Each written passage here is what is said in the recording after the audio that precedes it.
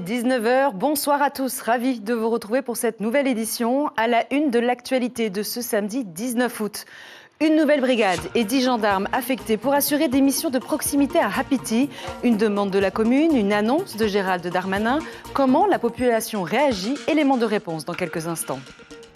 Les ministres d'État étaient à Kaukura ce samedi. Inauguration d'un abri de survie, transition énergétique. Un programme chargé pour cette dernière journée de la tournée ministérielle. Ce soir, Gérald Darmanin fera justement le bilan de sa visite au Fénois lors d'un entretien juste après cette édition. Et en attendant, nous ferons déjà un premier compte-rendu avec notre invité en plateau ce soir, Mereana Red Arbelo, députée à l'Assemblée nationale. À la fin de cette édition, nous irons du côté de Pirée avec cette journée porte ouverte organisée par le club équestre le plus ancien de Tahiti. Une initiation qui pourrait bien faire de nouveaux émules. C'est une des grandes annonces de la visite du ministre de l'Intérieur et des Outre-mer, Gérald Darmanin. Une nouvelle brigade devrait voir le jour sur l'île Sœur à Hapiti. Elle sera basée provisoirement à la mairie annexe de la commune en attendant la construction de la nouvelle caserne. 10 gendarmes devraient la composer. Sur place, la nouvelle rassure les habitants du quartier, ravis d'avoir des gendarmes non loin de chez eux. Rohan Puturu et Patita Savea sont allés à leur rencontre ce matin. Regardez. C'est ici, dans les locaux du dispensaire de la mairie annexe de Hapiti, que la nouvelle brigade de gendarmerie sera installée. Pour le maire délégué, cette décision du ministre de l'Intérieur est une réponse appropriée aux besoins de la commune en matière de sécurité civile et de prévention. Ces dernières années, on a eu beaucoup de difficultés, surtout au niveau de Djahoua et surtout Hapiti. Aussi des débordements au niveau des jeunes de tout Hapiti et Moria aussi qui viennent par ici. C'est pour ça qu'on a décidé de demander aux autorités de l'État qu'il y ait une installation d'une brigade de gendarmerie ici à Hapiti. Une brigade composée de... Une brigade qui sera composée, d'après les dernières informations, il y aura 10 gendarmes qui seront basés ici. Pour les habitants du quartier, la présence de gendarmes à proximité est plutôt bien accueillie. Pour eux, les interventions des forces de l'ordre seront plus rapides qu'auparavant. Quand tu sais qu'il y a les forces de la loi qui ne sont pas très loin, c'est rassurant. Surtout que s'il y a des bagarres, heureusement chez nous, il n'y en a pas beaucoup. Chez nous, le seul souci, c'est les carbas, c'est tout. On ne peut plus faire ce qu'on veut. Mais bon, ça va, notre quartier, c'est pas plus aussi mouvementé. On paye comme s'il y a des gars souvent, les vols ici, c'est payé aussi souvent. Mais ça te rassure pas d'avoir des gendarmes justement pour la sécurité pour votre sécurité, pour la population? Oui, oui, nous sommes le côté à Pompon. Déjà pour les appeler, à Pompon, c'est par la porte d'à côté, et puis quand ils arrivent, il n'y a plus personne. Mais là, à côté, c'est pas mal, c'est rassurant. Comme annoncé, cette nouvelle brigade à Hapiti devrait démarrer ses premières missions d'ici le début de l'année prochaine, avec celle ouverte à Tahiti, spécialisée contre les violences intrafamiliales. Soit au total 25 brigades implantées au Fénois. Et restons dans l'actualité du jour, mais prenons le large vers les Tuamotu. Après les Marquises, les ministres d'État se sont rendus à Kaukura, un atoll peuplé de 470 habitants à 24 km au sud d'Arutua et plus de 300 km au nord-est de Tahiti. Sur place, la délégation a été accueillie en fin de matinée par les représentants communaux. Au centre des discussions, transition énergétique, réchauffement climatique, avec l'inauguration de l'abri de survie de l'atoll. Il est le résultat de la promesse faite par Emmanuel Macron lors de sa visite au Fénois en juillet 2021. La commune insiste, le soutien de l'État est indispensable. Les détails avec nos envoyés spéciaux Ayata Tarahou et Jacques Damour. Cette eau cristalline est aussi belle que dangereuse pour ses habitants des Tuamotu, premiers réfugiés climatiques de la Polynésie. Le risque est réel et les habitants sont conscients. Vu que nous sommes des atolls, forcément nous allons être touchés, forcément certains de nos maisons vont être inondées. Donc il faudra des maisons plus surélevées. C'est nécessaire pour nous parce que dans le cadre où nous vivons dans les atolls des archipels de Tuamotu, c'est très efficace pour nous parce que vu que la montée des eaux et puis tout peut se produire à tout moment. Alors pour nous c'est très important cet abri. Pour nous cela veut dire que nous pouvons continuer à vivre et sans problème. Pour les protéger des inondations, l'école primaire fait alors office d'abri de survie. 196 millions de francs pacifiques dépensés pour cette structure qui résiste au vent de 300 km/h et à une pression d'eau de 4 tonnes. Vu qu'il y a un abri de survie déjà qui est très vétuste chez moi, ici à Kokura, c'est d'où l'idée de demander ce bâtiment-là et aux normes, en école aux normes abri pour protéger la population. En 2021, le président de la République s'était engagé à protéger 14 000 habitants de l'archipel, un programme de 6 milliards de francs pacifiques répartis à parité entre l'État et le pays.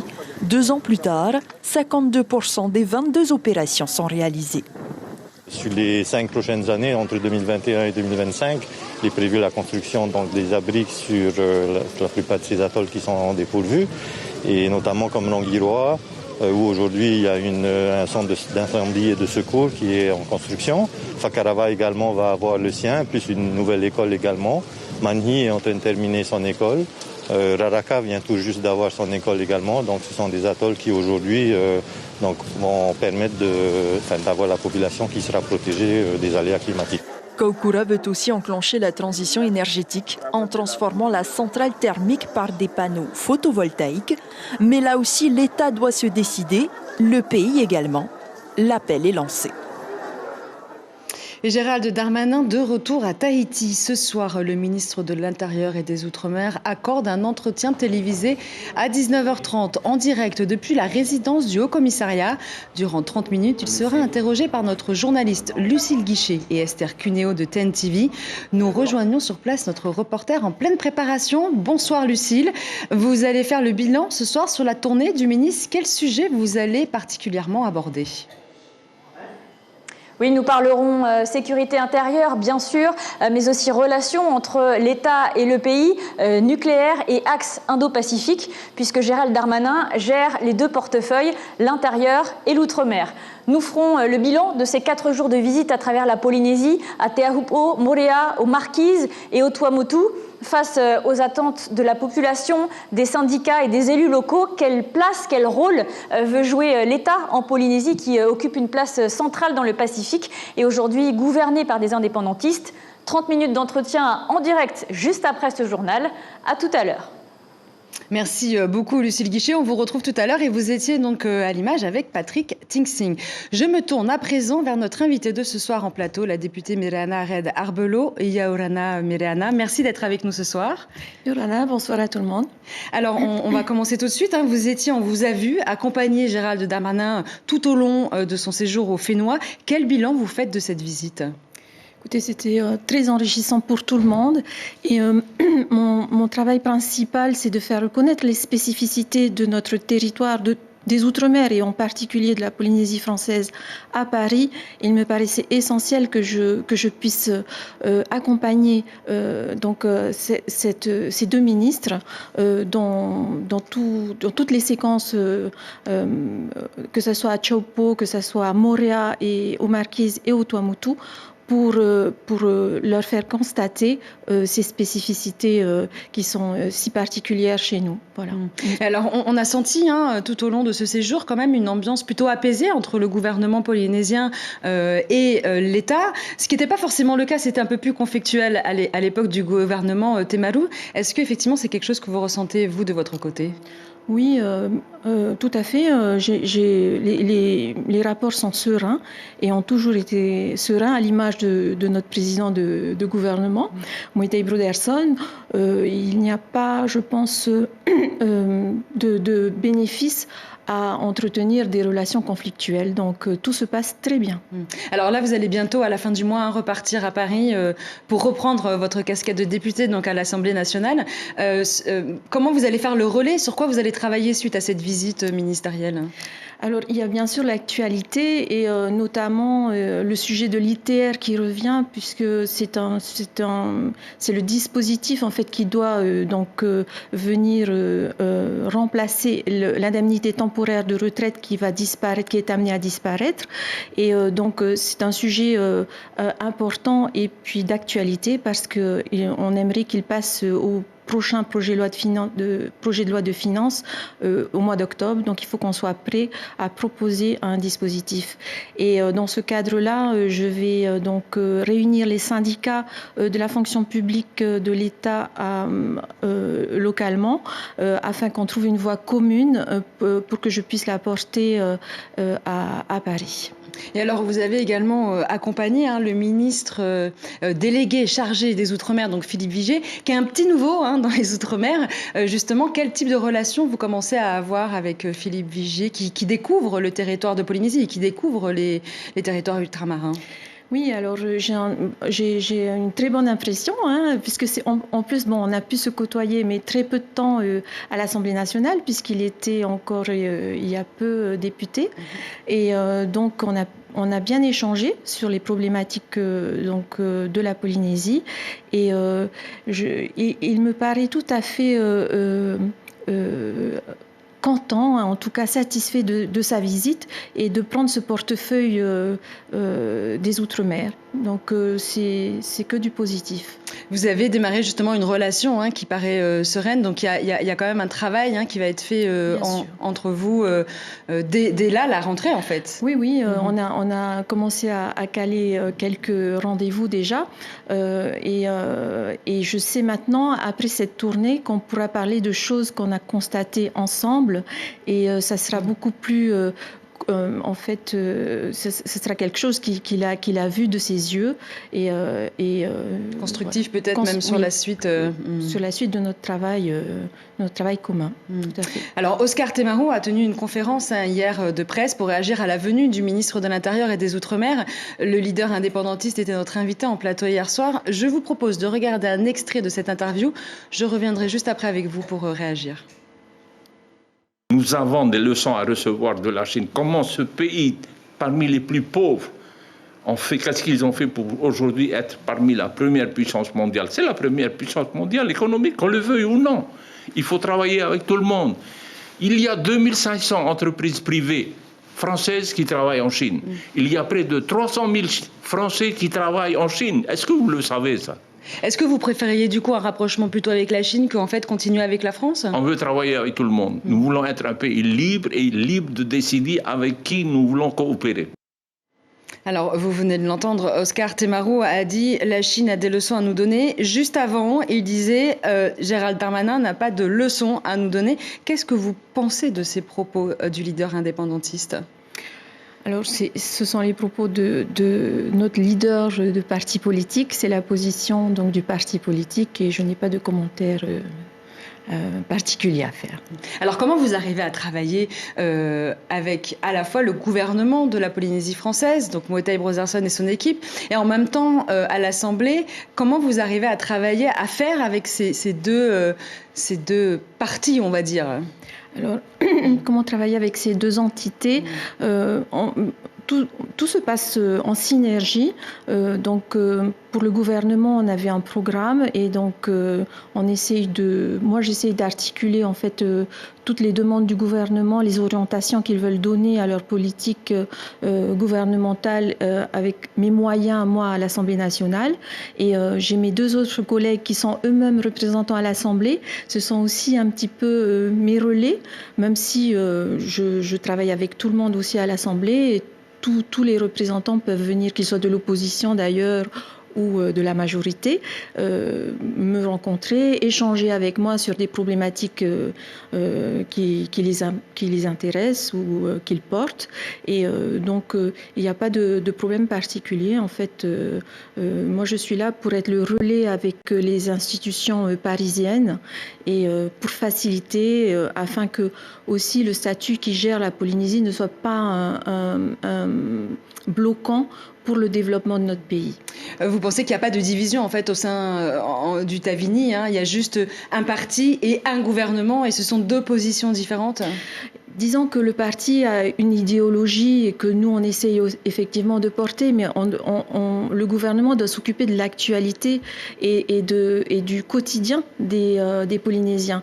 Donc après, il y a une idéologie de politique, mais voilà, on fait bien la part des choses. On a une population, un peuple à s'occuper. Hein, le coût de la vie,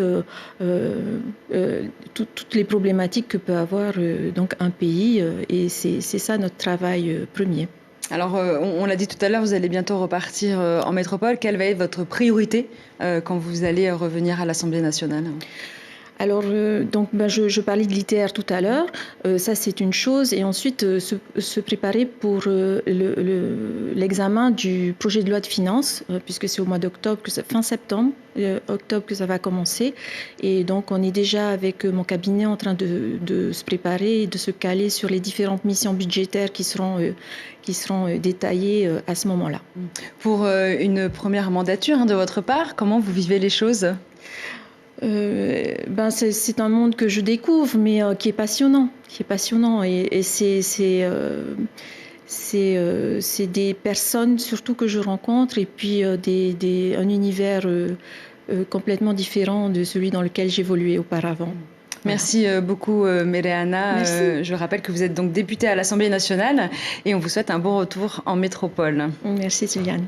Cette vigilance Météo France à présent du côté des Australes. Le vent assez fort à fort de nord à nord-est entre Reivave et Rapa, avec des rafales à plus de 90 km/h vers Reivave, 100 à 110 km/h dans la baie de Rapa.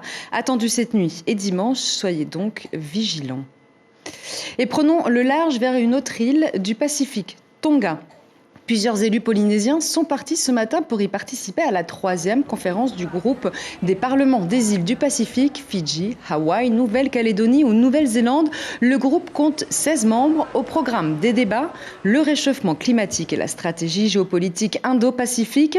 Parmi les membres de la délégation polynésienne, Anthony Géros, président de l'Assemblée, accompagné du député Steve Chayou et de la représentante du Tapura Wiratira, Tepua Rauriteritei. Elle a tenu à être présente pour représenter l'autonomie. Elle le dit à Teopo Fatupoave. C'est important, oui, d'être là-bas, de faire entendre quand même la voix des autonomistes, même si la thématique de ce rassemblement n'est pas un rassemblement sur l'autonomie ou l'indépendance. La thématique du jour, ce sont les conséquences donc, du réchauffement climatique et dans quelle mesure, effectivement, nous, les pays du Pacifique et les parlements en particulier, donc les assemblées, peuvent lutter contre ce réchauffement climatique et tirer les leçons justement des catastrophes qu'on voit en ce moment à travers le monde, en particulier chez nos cousins de Hawaï, on le voit bien. Donc pour nous, il s'agissait d'abord de participer à ce débat-là, mais effectivement, à un moment donné, on aura une tribune libre où là, des messages pourront être passés. Donc à un moment donné, effectivement, si on parle d'indépendance d'un côté, nous, on va parler quand même du choix des Polynésiens majoritaires de rester dans l'autonomie. Un concert caritatif pour aider les victimes de l'incendie mortel sur l'île de Maui, à Hawaï. Le drame a fait plus de 100 morts et des milliers de disparus. Les élans de solidarité se multiplient dans le monde. La Polynésie française, très proche des Hawaïens, a tenu aussi à apporter sa contribution. Tapuari Loglin, Raumata Tetuanui et Eto, une douzaine d'artistes du Whenua se produisent ce soir à la Maison de la Culture. C'est en ce moment même sur la grande scène, sur la scène du Grand Théâtre. 700 billets sur les 810 places de la salle ont déjà été vendus, soit plus de 2 millions de francs récoltés. Les bénéfices seront reversés aux sinistrés. Et terminons cette édition par cette journée porte ouverte du côté de Pirée, organisée par le club équestre de Tahiti. Elle permet de promouvoir la discipline et d'attirer de nouveaux adeptes. Petits et grands étaient tous les bienvenus pour cette belle après-midi de partage. James O et Sandro Lee étaient pour nous regarder.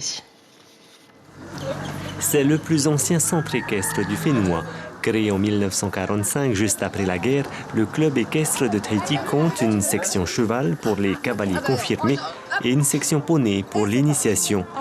Les poneys justement qui étaient de sortie cet après-midi pour le bonheur des tout-petits. Est-ce que tu aimes le poney? Oui. Pourquoi? Parce qu'il est trop mignon.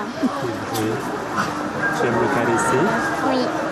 Et quel son il fait le poney? Comment il fait?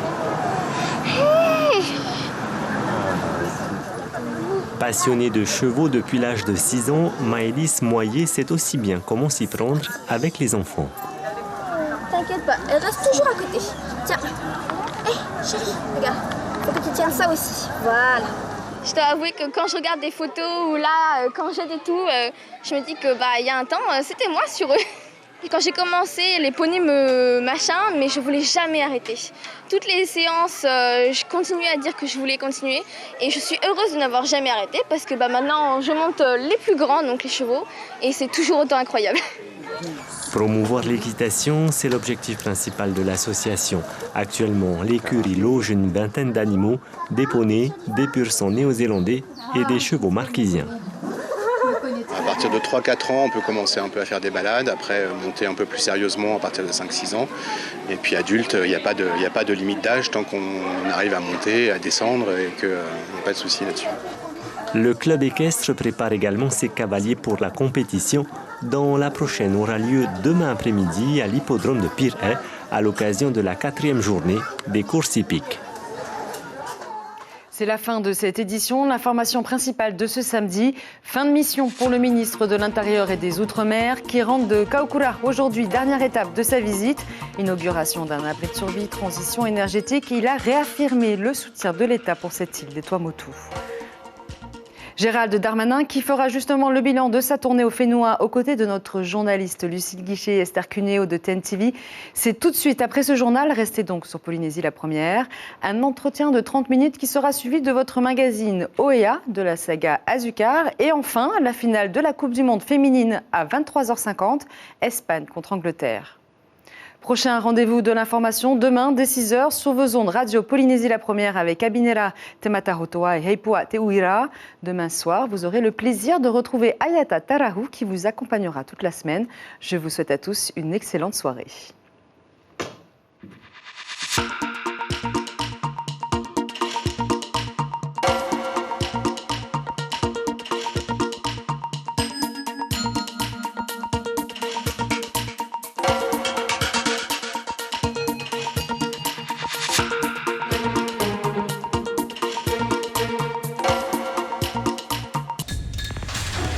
L'information en continu sur Polynésie la première, Internet et réseaux sociaux.